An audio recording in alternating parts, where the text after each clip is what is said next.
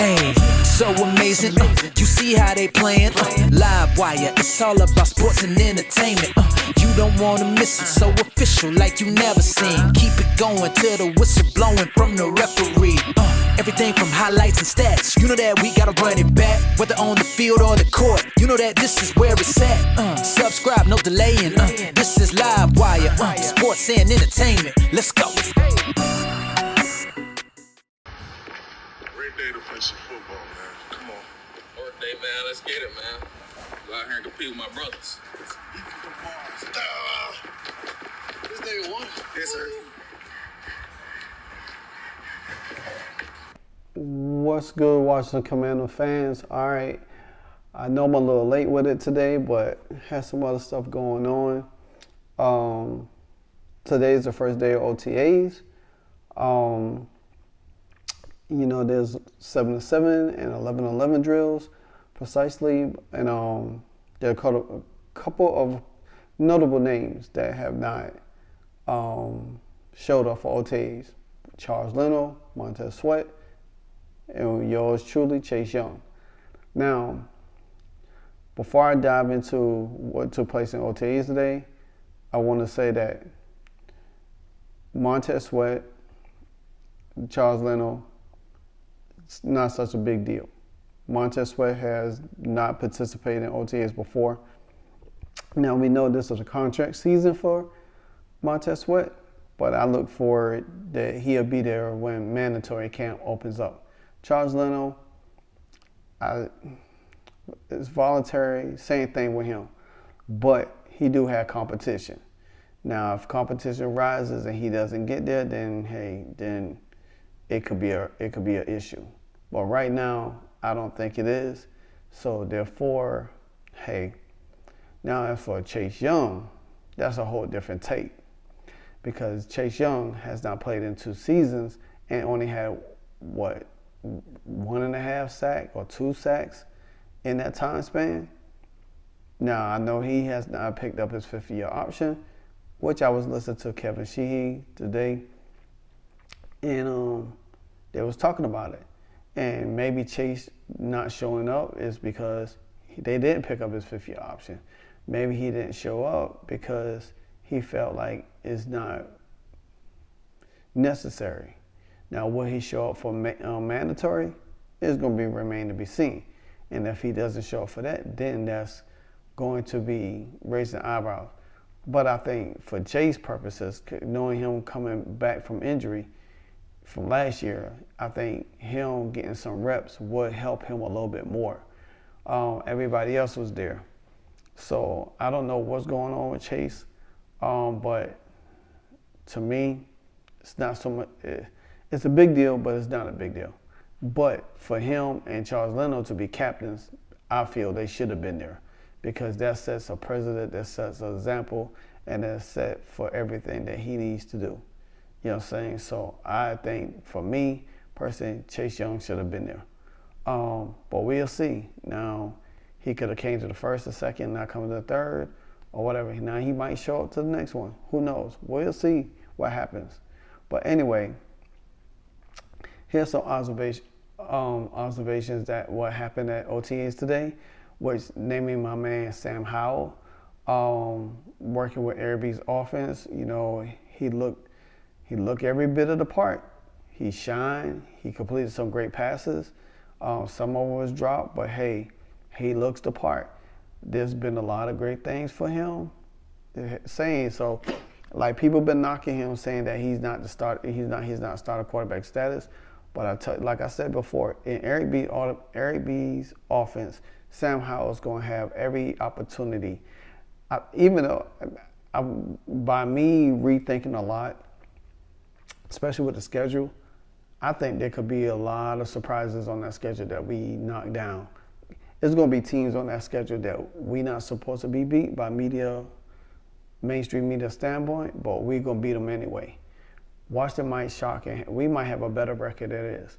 And plus, you know, they was talking about Josh Harris and Ron Rivera, and Ron Rivera pull it off. If Sam Howell is the guy that Ron Rivera thinks he is, Ron Rivera could keep his job. But Anyway, now Sam Howell did took the offense today with, first team reps with 7 on 7, 11 on 11 drills. We all know that Sam Howell has a cannon of an arm. He has great arm strength and everything like that. That's not hard. His arm strength has showed itself in spurts doing the drills. He rolled out to his right and unloaded a 30-yard shot to Curtis Samuel with a flick of the wrist.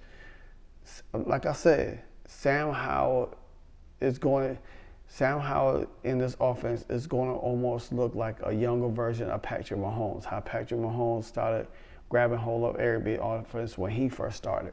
And that's what I'm excited about. Like I said before, and if y'all have not checked out my latest video or my latest podcast on YouTube, I said Washington has a chance to have a top 10 offense and a top 5 defense. And I still stay by that. If Sam Howell comes in and he throws 25 to 30, if he throws 25 touchdowns this year, pass for at least 3,000 yards, over 3,000 yards, close to 4,000, and have at least no more than 10 interceptions, that's our franchise quarterback. You cannot dispute that. We don't have to go looking for no quarterback, because guess what? As much as I get on Ron Rivera a lot, building this roster, putting this roster together into where you could have a quarterback that could come in and step in, especially a young quarterback. Excuse me. Howell did some great things today. He looked in command of the offense and the huddle and doing plays, but his actually stuck out more than several occasions. He only had 4 incompletions in a combined 7-11 drill. One was out of bounds, target for Brian Robinson. But speaking of Brian Robinson looks a little slender. Looks like he's trimming down. He's pretty much trying to be a little bit faster, more elusive. So that's going to help him a little bit. And I know I don't know if he's going to still have that girth where he could be carrying the power like he did last year, but we remain to be seen. So even though these are OTAs, they're going to be looking good. But the rest was drops. One of the most impressive passes was to Terry McLaurin with Benjamin St. Jude bearing down on him, which that's good because now you got your best cornerback and your best receiver going one-on-one, and Sam Howell still made that impressive pass. That's going to show you what's like. If you ever watched what happens in the Dallas game last year and what Sam Howell was doing, just think of 10 times more what he's able to do with a different offensive coordinator or guy that's going to push him to the fullest. You know what I'm saying? So that's what I like about what's going on with Eric Bieniemy and Sam Howell. I'm telling you, Eric Bieniemy and Sam Howell is going to be best friends. I think Sam Howell is ready for this challenge. I think he's ready to see what heights that Eric Bieniemy could push his abilities. Because Scott Turner couldn't do that. Scott Turner could not do this with them. You know what I'm saying? So, another highlight was a sideline toss to John Bates, who made a snag right before Jatavius Martin could break it up. That Quan Martin is going to be an outstanding guy. Quan is going to be that beast. He's going to be that guy. So therefore, you got Quan that missed that pass by just a fraction of a hair.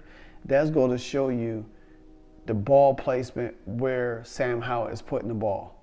You know what I'm saying? When your rookie safety can't get there and he almost got there, and Sam Howell is able to put that ball right there where only John Bates could get it, that's showing you what Sam Howell is learning from Eric Bieniemy already.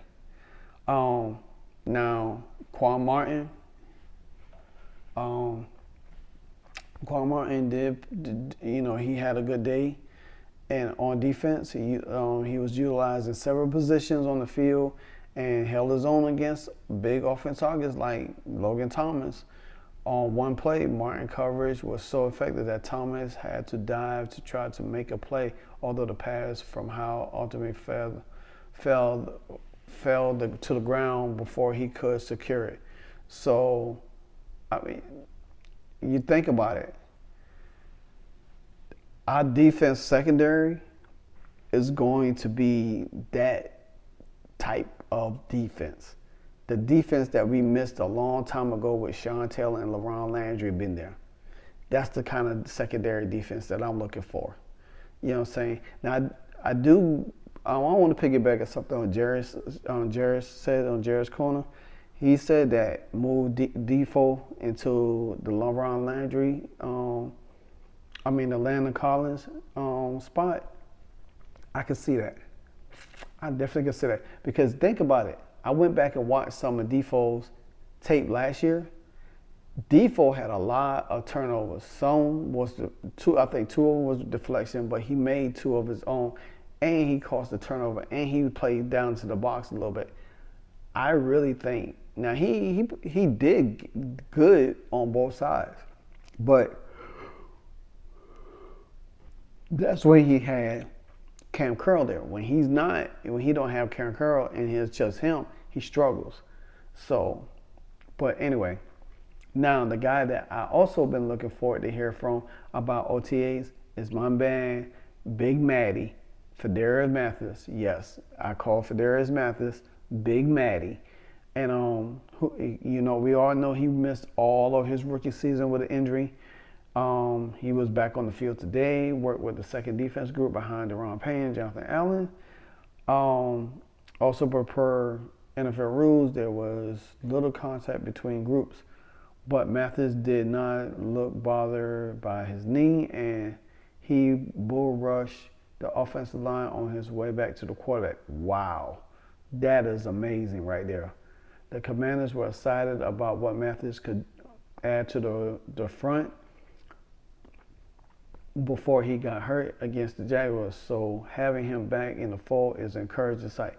Like I said, Fedarius Mathis is going to be that guy that he definitely is going to